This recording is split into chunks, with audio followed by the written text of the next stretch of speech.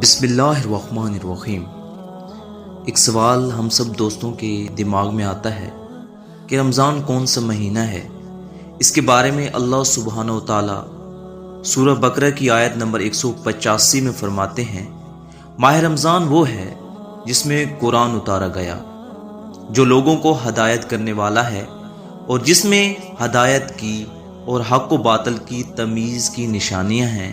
تم میں سے جو شخص اس مہینوں کو پائے اسے روزہ رکھنا چاہیے۔ ہاں، جو بیمار ہوں یا مسافر ہوں اسے دوسرے دنوں میں یہ گنتی پوری کرنی چاہیے۔ اللہ تعالیٰ کا ارادہ تمہارے ساتھ آسانی کا ہے، نہ کہ سختی کا۔ وہ چاہتا ہے کہ تم گنتی پوری کر لو اور اللہ تعالیٰ کی دی ہوئی ہدایت پر اس کی بڑھائیاں بیان کرو اور اس کا شکر ادا کرو۔ سبحان اللہ۔